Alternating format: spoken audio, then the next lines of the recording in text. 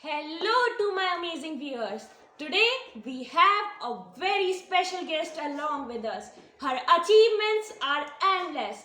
Recently, we all know that the results of NEET were out, one of the most prestigious and the most toughest examination of our country. She have cracked it with the overall rank of 1061. That's a big achievement on anyone's behalf. A very hearty congratulations to you, Mimansa, for clearing such a prestigious examination. We congratulate you on the behalf of all the ACS2 family. The special guest is none other than Mimansa Saini, who has passed her class 12 from ACS 4 Rawat Bhata. First of all, I want to tell you that she is an NTSC scholarship holder as well as KVPY qualifier. She topped in class 10th board examination and recently held class 12th examination board examination. She has also bagged the famous Sardeep Ghosh Memorial Award from AES Society. A very congratulations to you for that also. And from our ACS2 family, we welcome you, Mimansa Di. Thank you so much, both of you. So, without wasting any moment, let's start our interview. So, my first question is to you is that when you got to know that you have cleared such a prestigious examination, what was your first reaction? Of course, I felt very happy, but it was like 2 years of hard work has now gave me the result. So it was a very happy moment for me. You know that there are distractions when you are studying. You have distractions, and आपने उसे overcome कैसे किया? Like distractions कई तरह से हो सकते हैं, फ़ोन से और अगर आप ओवर थिंक करो तो उससे तो फ़ोन वाला डिस्ट्रैक्शन मैं किसी सोशल मीडिया पे नहीं थी, तो उससे वो काफ़ी कट ऑफ हो गया। और ओवर थिंक करना तो धीरे धीरे आप समझने लगते हैं तैयारी के दौरान, जब अप्स एंड डाउन्स आते हैं कि आपको नहीं करना है, सिर्फ आगे जो अब आप करने वाले हो उस पर फोकस करना है। तो आपको इस जर्नी में बहुत सारे आपने चैलेंजेस फेस करे थे, जैसा आपने कहा आपने बहुत सारे अप्स एंड डाउन फेस करे थे, तो आपने इन सबको मैनेज कैसे करा, आपने इन सबको ओवरकम कैसे करा, आप इस मुकाम तक पहुंची इन सबको ओवरकम करके, तो कैसे करा, प्लीज़ हम सबको गाइड करिए। आप कॉम्पिटिटिव एग्ज़ाम की जर्नी में ups and downs mainly marks के वजह से होते हैं। कभी आपके मार्क्स बहुत अच्छे आ जाते हैं, कभी आप अचानक से बहुत लो स्कोर करते हैं, या फिर कभी कभार कोई टॉपिक आपको बिल्कुल समझ नहीं आता। तो उससे धीरे धीरे तैयारी के दौरान फिर आप समझने लगते हो कि छोटी छोटी चीज़ें इतना मैटर नहीं करती। What matters is your final score. So कि focus on what you are going to do next and what your next target is, rather than thinking about what you had scored before that. So clearing NEET is not a small journey, ये काफ़ी लंबा time देना पड़ता है इसके लिए। तो आपका मोटिवेशन क्या था इस पूरी जर्नी में गो ऑन करने का, मूव ऑन करने का? मोटिवेशन क्या रहा आपका, अल्टीमेट मोटिवेशन? जब आप इस तरह की जर्नी शुरू करते हो तो आप अपना टारगेट सेट करते हो और उसके बाद फिर उसे अचीव करने की कोशिश में लगे रहते हो। धीरे धीरे आप अपने आप से थोड़ा एक्सपेक्टेशन बढ़ने लगती है और फिर उसी एक्सपेक्टेशन को रीच करने के लिए आप मेहनत करने लगते हो। मोटिवेशन हर जगह से मिलता है, फैमिली से, टीचर्स से, पेरेंट्स से, तो वही सब आपको पूरे टाइम मोटिवेटेड रखते हैं। पर सेल्फ मोटिवेशन, अपने आप में बिलीव करना कि आप कर सकते हो, दैट्स वेरी इंपॉर्टेंट टू। जैसा कि आपको पता ही है, हमें भी पता है कि आपके रिकॉर्ड्स स्पोर्ट्स में, को करिकुलर एक्टिविटीज़ में, एकेडमिक्स में, सब में ही अच्छे हैं। तो आपको कई बार टीचर्स बुलाते होंगे, आपके पीरियड्स मिस करवा के आपको बुलाते होंगे कि आप इसमें पार्टिसिपेट करिए, इसमें पार्टिसिपेट करिए। तो आपको कभी डांट पड़ी है ऐसे टीचर्स से? हाँ, मैंने स्कूल के पीरियड्स कभी कभी मिस किए हैं, पर ऐसे डांट भी पड़ जाती थी, पर उसको इतना ज़्यादा नहीं लिया जाता था, क्योंकि मैं अकेले नहीं होती थी, सब फ्रेंड्स होते थे, तो वो सब डांट सुन ली, फिर थोड़ा बुरा लगा, फिर सब हंसने लगे, फिर तो सब हो जाता था मैनेज, उसमें ऐसी कोई दिक्कत नहीं होती थी। हाँ, थोड़ा बुरा लगता था कि हमने पीरियड मिस कर दिया, शायद कुछ पढ़ाई हुई होगी, पर फिर लगता था कि जो हम मज़े करके आए हैं वो ज़्यादा अच्छा था एक्सपीरियंस। तो सब जानना चाहते हैं कि आपने 11th में कौन सी स्ट्रीम ली। मैंने PCMB लिया था, मैथ्स और बायो दोनों सब्जेक्ट्स मेरे पास थे। तो आपने, लोग PCM लेते, PCB लेते साइंस स्ट्रीम में, आपने दोनों साथ में लेके दोनों मैथ्स और बायोलॉजी पोलर अपोजिट सब्जेक्ट्स कैसे मैनेज करे, और आपने ये इजी रास्ता ना चुन के तक काटो भरा रास्ता क्यों चुना? जैसे मैंने मैथ्स और बायो दोनों लिया, so anyone who takes both these subjects should keep in mind that you will have to focus on only one of them. You should focus more just on one of them, क्योंकि अगर आप दोनों में equal focus करना चाहोगे तो हो सकता है कि शायद आपका मैथ्स भी उतना अच्छा ना हो पाए और बायो भी उतना अच्छा ना हो पाए, तो एक तरफ आपको फोकस ज़्यादा रखना है। तो मेरा फोकस पहले से ही बायोलॉजी पे ज़्यादा था, उसी पर मैंने पहले से ही ज़्यादा वर्क किया।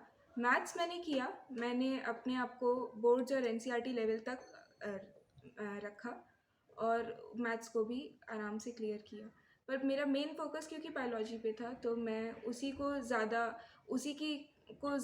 डीप स्टडी करती थी, उसी की।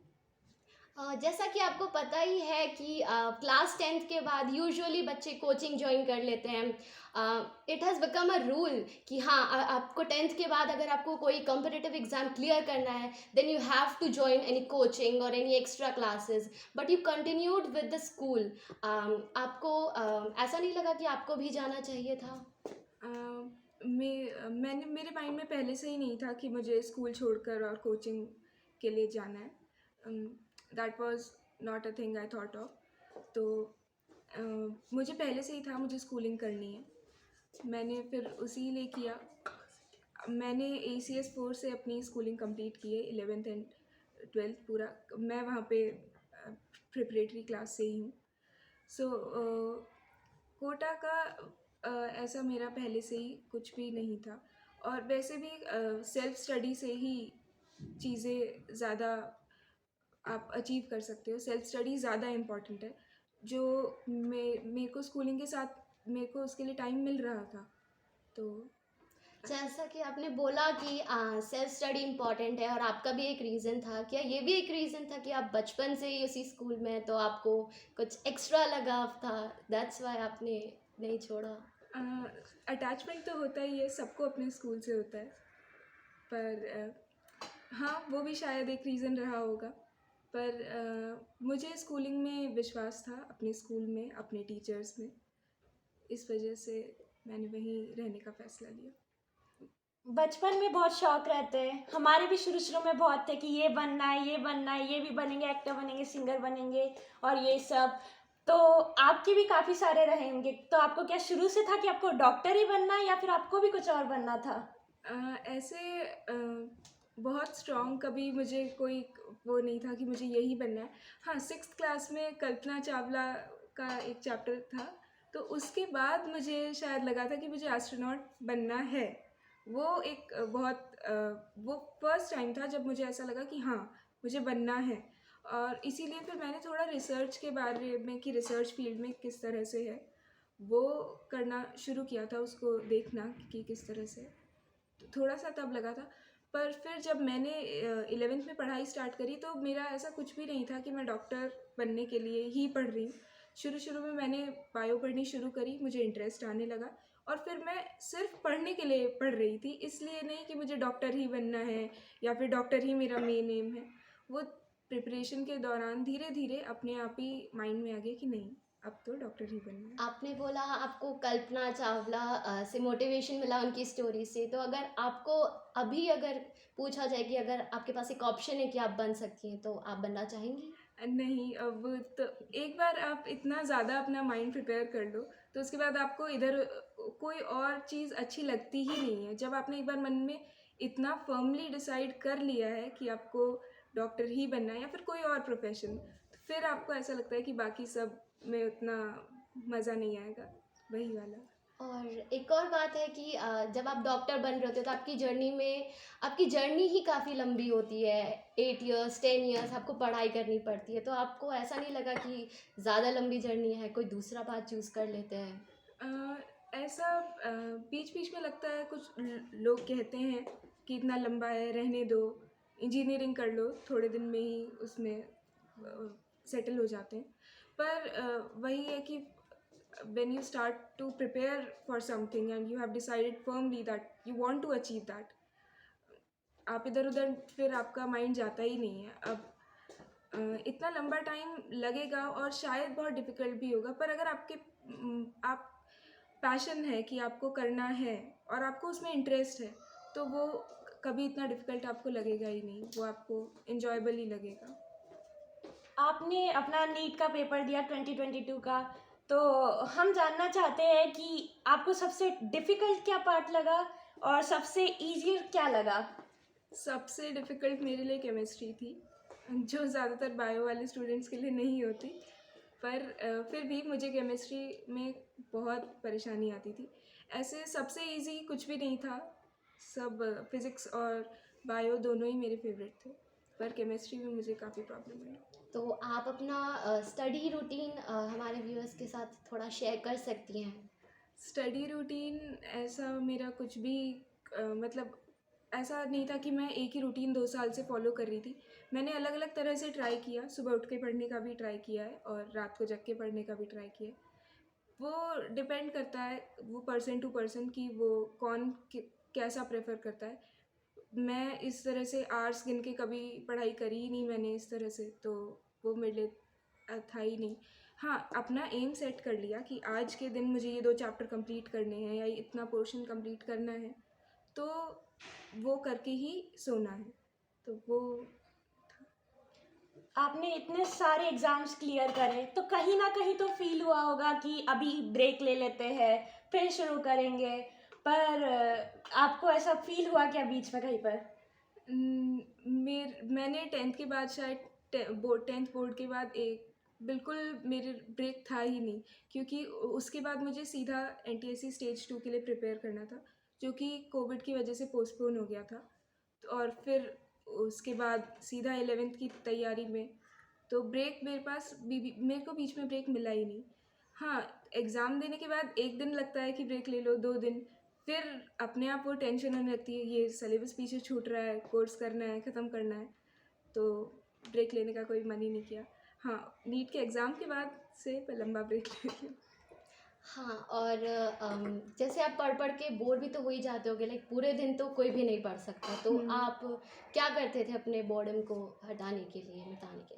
मेरी छोटी बहन है, तो मैं वो मुझसे बात करती रहती थी, मैं मम्मी से बात करती रहती थी, पापा से बात करती रहती थी, क्योंकि इस टाइम में कोविड की वजह से हम लोग कोई भी बाहर नहीं निकल पा रहा था घर से, और सब फ्रेंड्स का भी अपना अपना शेड्यूल था, किसी की कभी क्लास है, किसी कभी क्लास है, ज़्यादा किसी से बात नहीं हो पाती थी।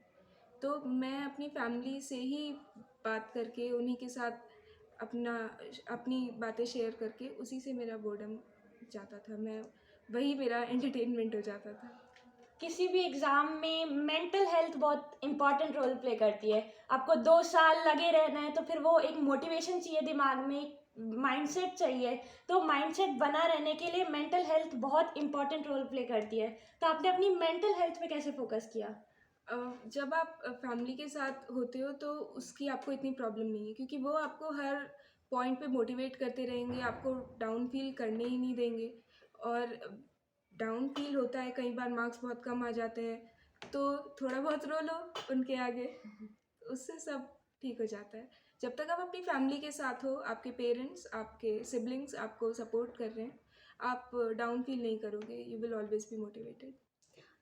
वैसे स्कूल में कभी तो ऐसा हुआ ही होगा कि आपने कुछ ऐसा किया होगा that was not expected from a very studious and discipline child मीमांसा, फ्रॉम तो आपका ऐसा कोई ऐसा मैं स्कूल में पढ़ाई करती थी, पर ऐसा मेरा वो नहीं था कि I was a very studious and a bookworm kind of girl. I also use to participate in co curricular activities, पर ऐसा कोई मुझे इंसिडेंट अभी ध्यान नहीं आ रहा है.